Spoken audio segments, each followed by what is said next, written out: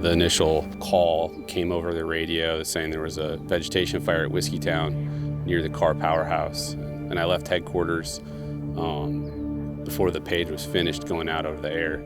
And I could already see a plume, and that was concerning, that there was that much smoke already. And when I got on scene, there was fire on both sides of the road. And I heard the air attack on the radio. And you could hear the fear in the air attack's voice. And normally you hear a helicopter pilot or somebody up in a plane, and that's the calm in the storm. And there's a sense of urgency in his voice you don't hear out of an airplane very often.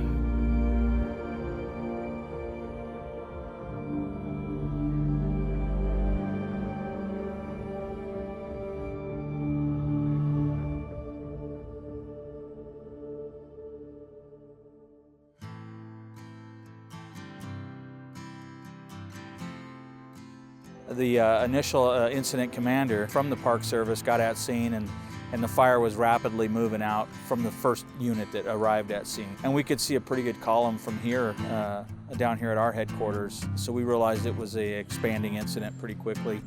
Pretty soon we had a whole air show up there. There was a dozer out on the ground.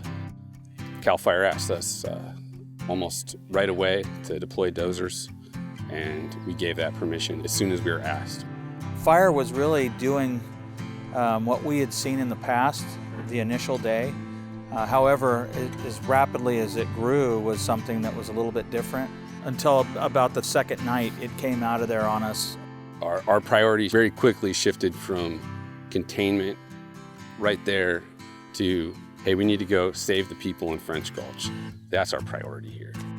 We drove over to the park headquarters, opened up all the doors, showed people where the copy machine was, and we made a plan between Carr Fire, the National Park Service, Shasta County Sheriff's Department, CHP, to go evacuate Old Shasta and get those folks out. And it was some urgent work that was done. It didn't matter what patch was on your sleeve. We went out and we did it. And we saved lives that night. We saved lives the next day. And I'm proud of my guys.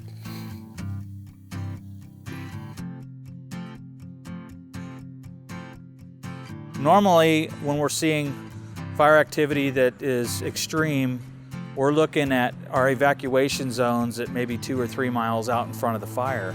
On Thursday afternoon, when it came into Redding, we were seeing, as you've heard reported, we were seeing spot fires as far as 5 and 6 miles ahead of the fire. So we moved our evacuation zones out to 6+ miles, which essentially was taking out the entire west side of Redding.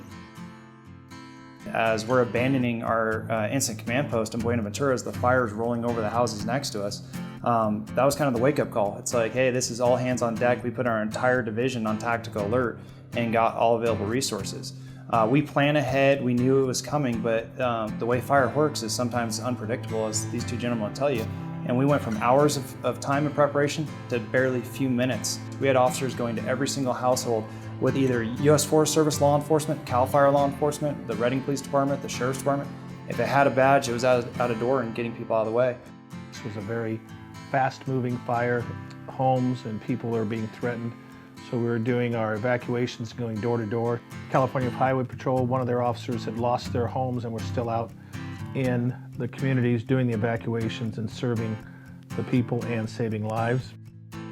6:30 at night, my brother-in-law, the Carr Fire captain, had sent me a text and said, hey, it's getting close to the river. If you guys need to go back and get anything out, now's the time to do it.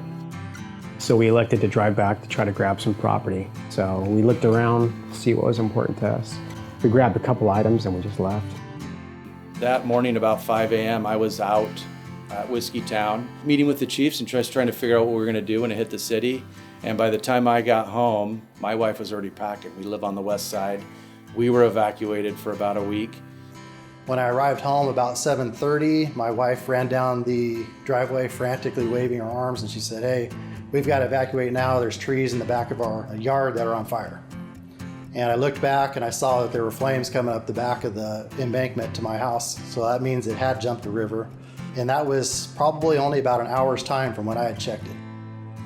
We did the all call. Everybody came back to work, staffed an engine, and was there for the firefight. And, you know, during that firefight, we had nothing left in the city. So we really left 70 square miles uncovered.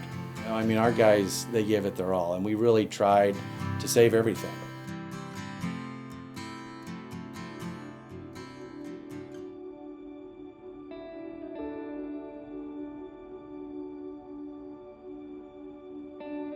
You know, the wind, and it was just raining embers, and we just couldn't keep up. It really was a war zone. Fighting structure fires and a wildland fire at the same time, trying to protect the exposures, and then move on to the next ones. And then when you came back to check those ones that you just saved, now they were on fire. For a while, it was a losing battle. I think what's going to stand out, obviously, is the sound of the fire when it really started to take off, when it became this kind of tornado-like monster, if you will. That sound, that smell, that is a takeaway for me, definitely. I knew at that point that we were going to be dealing with something that it was going to be all hands on deck. I was in the neighborhood trying to get people out of my neighborhood. I just had that pause, that moment where I looked up at that fire tornado and I was just in awe of it. It almost looked like something out of kind of a Marvel movie where it was spinning real slow and things were catching on fire, and I'm thinking for a minute, can this be real?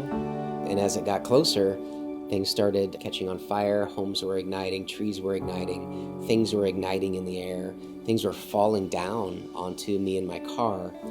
And it was just a surreal moment. I remember pulling out onto Quartz Hill from my neighborhood and seeing that fire tornado in my rearview mirror and looking ahead of me and seeing hundreds of cars in gridlock, thinking if that thing turns this way, we're in trouble, including myself.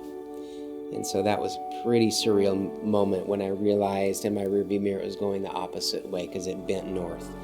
And I just took a big sigh of relief and just thank God that it turned the other way. Some of the experts that have been studying the Carr Fire are saying that we probably saw anywhere from 3 to 5 tornadoes. We've never seen any to the scale that we saw out there. And some of those tornadoes, they were classifying those as equal to an F3, possibly an F4 tornado that you would see back east. The only difference is they estimated the temperature in these tornadoes to be 2,700 degrees. Roger Moore, our chief of police, was out in his uniform talking to somebody, and once he knew the flames were here, he went on, knocked on every door, made sure everybody got out safely. As that fire-nado took the west side of my River Ridge neighborhood, I came back into the neighborhood about 30 minutes after that firestorm went through and saw the rest of my home fall to the ground and then my neighbor's home catch on fire. So it was pretty much chaos that night. I get a call from my lieutenant about 8:30, 9 o'clock, and he says, "Hey, Chief." And I said, "Hey, what's going on?" He said, "I don't know how to tell you this, but your house is gone." And I go, "Shut up. No way." You know, that's our way, right? On the highway patrol. And he goes, "Chief, your house is gone." These are emotional events, and what's emotional about it is not only the loss that you're witnessing, it is the human element of people coming together and no lines in the sand. I mean, on this fire itself, we had firefighters from Australia, New Zealand, from a dozen different states, and the patch doesn't matter at that point. Everybody did their job just how we were supposed to. You can't ever really prepare for something like that. We do the best we can, knowing that we have a pretty big fire season here in this county, but everybody joining up and rallying together. We had staff at one of our water treatment plants the entire time the fire went through it, making sure that we had water flowing and making sure that the fire hydrants were flowing, for fighting the fire. We had our parks crews battle their way up up to South Fork Mountain was where our repeater is for communications to make sure the generator got back online so that first responders had communication. We could not do our job without effective communications and the dispatchers that are there. And the dispatchers are a huge assistance to the community and also to the officers, and also have a calming effect because it could still be falling apart, and the dispatchers are there with their voice reassuring the public and the officers, keeping calm to a very chaotic situation. The city officials, a lot of what we did is back off and let those people do what they do, right? Be professionals and come back in at a time when they need the support to get reimbursement, to get funding flowing, to get purchasing. What we did is really support the professional men and women who actually made sure that our city was going to be okay. You know, I think they send SRT because it's a quick response. One, they know that we're all trained. They can call us, and within 72 hours or 24 hours or 12 hours, we can be somewhere and secure what they want secured. Our primary mission was just the evacuation zones, making sure that those zones weren't entered, and we were also doing roving patrol to make sure that the homes that were evacuated, no one's breaking into them, and just kind of just being there.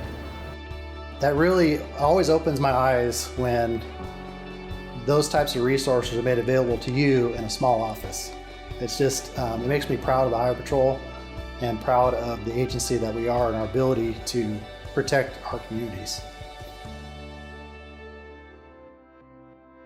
The resiliency, the statements people would make, you know, that we're going to rebuild, you know, and then this Shasta strong kind of mentality embraced the community. That's what I'm most proud of, is that we have a community that stands behind all of us.